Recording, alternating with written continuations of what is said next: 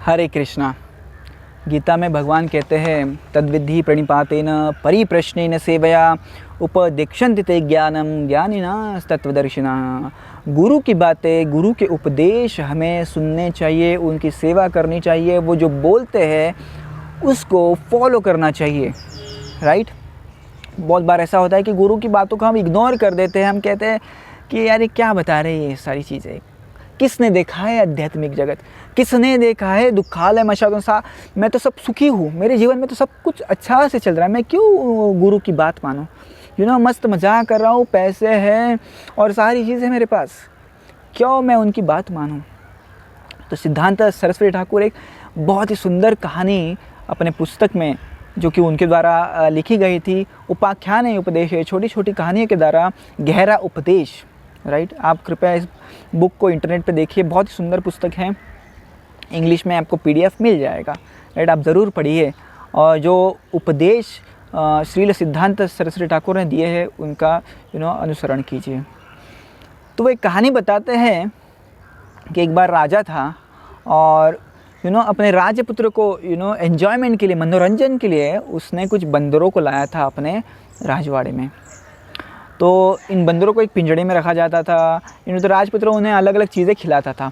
Right. तो राजपुत्र उन्हें घुमाने लेके जाता था, बहुत सारी मज़े करता था। बेसिकली राजपुत्र उनके साथ छोटा था, उनको केले खिलाता था, अलग अलग फल खिलाता था और बंदर जो थे बड़े ऐशो आराम में सारी चीज़ों का एंजॉयमेंट ले रहे थे। राइट। बहुत बहुत एंजॉय करते थे सारी चीज़ें। उनमें से एक मंकी था, बंदर था, उनका लीडर था, बूढ़ा था। राइट। केवल बूढ़ा नहीं था पर उसे अनुभव भी बहुत ज़्यादा था। तो वो अलग अलग प्रकार की पुस्तकें पढ़ता था। उसने तो बहुत सारा ज्ञान इकट्ठा कर लिया था। चाणक्य की नीति पढ़ ली थी, शुक्राचार्य के जो भी पुस्तक थे वो पढ़ लिए थे, बृहस्पति के जो पुस्तक है वो भी पढ़ लिए थे उसने। और हमेशा कुछ ना कुछ उपदेश अपने बाकी जो बंदर थे उन्हें देता था।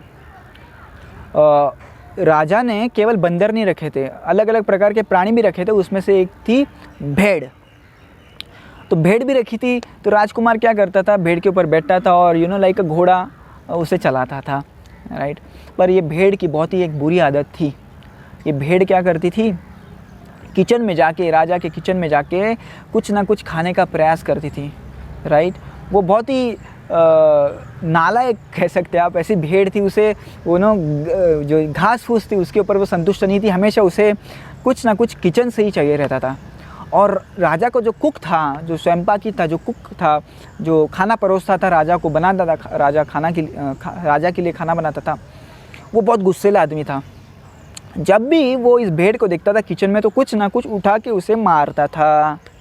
तो वो ये नहीं सोचता था हाथ में क्या है, जो भी हाथ में आए वो भेड़ की तरफ फेंक के मारता था, भेड़ को लगता था। पर भेड़ कभी भी नहीं सुधरता था। हमेशा वो भेड़ रोज़ आती थी किचन में, कुछ ना कुछ खा के चली जाती थी। और ये हमेशा गुस्सेला आदमी कुक था, वो कुछ ना कुछ फेंक के मारता था। बंदर ने सोचा हमारा यहाँ पे रहना सेफ नहीं है। तो बाकी बंदरों ने कहा क्यों भाई। तो इस बंदर ने कहा देखिए, ये जो भेड़ है उसके शरीर के ऊपर इतने सारे बाल हैं और आपको पता है वो हमेशा किचन में जाता है कुछ ना कुछ खाने के लिए। राइट। और आपको ये भी पता है कि जो कुक है राजा का, वो कुछ ना कुछ फेंक के मारता है। तो मैं सोच रहा हूँ यदि उस कुक ने एक दिन जो लकड़ी है जो जल रही है, किचन में जलती रहती है लकड़ी, राइट, तो उसे यदि फेंक के मारी तो उसके जो पूरे बाल हैं जल जाएंगे।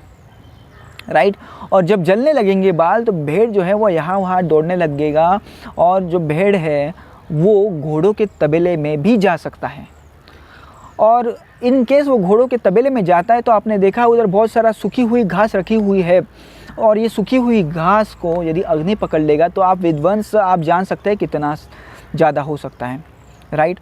और यदि विध्वंस हुआ तो सब आग लग जाएगी और ये जो घोड़े हैं मर जाएंगे। मर गए तो ठीक है, पर सपोज बच गए, बीमार हो गए, कुछ हो गया उनको, उनकी शरीर यदि जल गया तो आपको पता है एक संहिता में जो प्राचीन समय पे लिखी गई है जिसमें प्राणियों का ऑपरेशन कैसे किया जाता है उसके ऊपर लिखा है। तो उसमें ये लिखा है उस पुस्तक में कि यदि घोड़े बीमार है, यदि घोड़ों का शरीर जल गया है तो उन्हें बंदरों की चमड़ी निकाल के, बंदरों की खाल निकाल के उसके ऊपर लगानी चाहिए, घोड़े तुरंत अच्छे हो जाएंगे।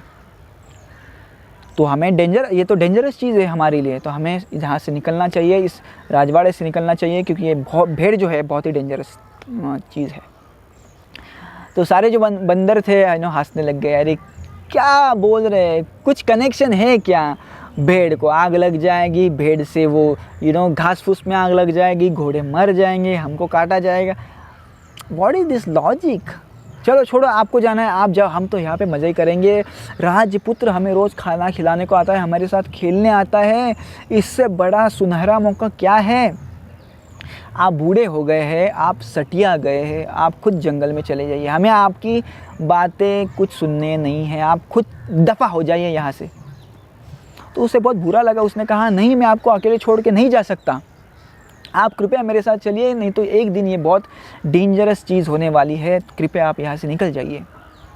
तो उन्होंने कहा ऐसे कभी नहीं होगा, हम सब मेजॉरिटी में हैं और हम यहाँ पे ही रहेंगे। तो सब बंदरों ने कहा नहीं, हम यहाँ पे ही रहेंगे, हम यहाँ पे केले खाएंगे, जंगल में क्यों जाना है, जंगल में पानी नहीं है, आप उधर खाने की बात करते हैं। तो उसने कहा अरे अपने जान तो बचाओ पहले। तो उन्होंने कहा कुछ भी, आप मन की आपका मन जो है भ्रमित हो गया, आप कृपया यहाँ से निकल जाइए। तो बूढ़ा मंकी को वहाँ से निकल जाना पड़ा। उसने सोचा अभी क्या करे, सुन तो नहीं रहे ये लोग, और जो नहीं होना था वही हो गया। एक दिन भेड़ जो था वो किचन में चला गया, किचन में खाने लग गया, और ये गुस्सेला जो कुक था उसने क्या किया, एक जो फायर वुड था वो जल रहा था, लकड़ी, उसने उसको उठाया और ज़ोर से उस भेड़ की तरफ मार के फेंका। और भेड़ भेड़ के ऊपर तो बहुत सारे बाल थे, लोकर थी, वूल था, वो सब जलने लग गया। और जलने लग गया तो भेड़ भी पैनिक हो गई, यहाँ वहाँ भागने लग गई। और भागते भागते कहाँ पे गई, वो घोड़ों के तबेले में गई। घोड़ों के तबेले में बहुत सारा घास फूस रखा हुआ था, सूखा हुआ। उसमें भेड़ जब गई तो सारा घास फूस जलने लग गया। जब घास फूस जलने लग गया तो घोड़े डर गए, सारी जगह पे अफरा तफरी मच गई। जो घोड़े जिसको बांधा नहीं था वो तो सब भाग गए, पर जो घोड़े बांधे थे वो कई घोड़े मर गए, कई घोड़ों की खाल जल गई, बीमार पड़ गए बेचारे। तो राजा ने कहा कि अभी क्या करना चाहिए। तो राजा के वैद्य वहाँ पे आए और उन्हें कहा इसके लिए शास्त्रों में केवल एक उपाय है, बंदरों की खाल निकालना और उस खाल को घोड़ों के ऊपर लगाना। तो राजा ने सोचा बंदरों का नहीं तो भी उपयोग क्या है, राजकुमार तो बड़ा हो गया है, अभी बंदरों का कुछ उपयोग नहीं है, घोड़ों का उपयोग है, हम उन्हें युद्ध में लेके जा सकते हैं, सारे बंदरों को मार दो। और सारे बंदरों को मार दिया गया और उनकी जो खाल थी उससे घोड़ों की ट्रीटमेंट की गई। तो सिद्धांत सरस्वती ठाकुर ये कहते हैं कि हमें अपने गुरु का सुनना चाहिए, जो भी कहते हैं, क्योंकि वो अनुभवी है। कृष्ण भी कह रहे हैं ज्ञानिना तत्वदर्शिनः, वो ज्ञानी है, तत्व उन्होंने देखा है, सत्य उन्होंने देखा है, वो पास्ट, प्रेजेंट और फ्यूचर के परे भी देख सकते हैं, वो आध्यात्मिक जगत को देख सकते हैं, उन्होंने आध्यात्मिकता का अनुभव किया है, भगवान का अनुभव किया है, उनकी बातें सुननी चाहिए। यदि वो कह रहे हैं कि यह जग दुखालय है, आपको दुख देगा, तो हम सोचते हैं नहीं हम तो अभी आनंद ही है, खाने को मिल रहा है, पीने को मिल रहा है, पैसा है, धन संपदा है, बहुत कुछ है, हमें क्यों सुनना है उनकी बातें? नहीं, हम बुरे फंसेंगे। धन्यवाद। हरे कृष्णा।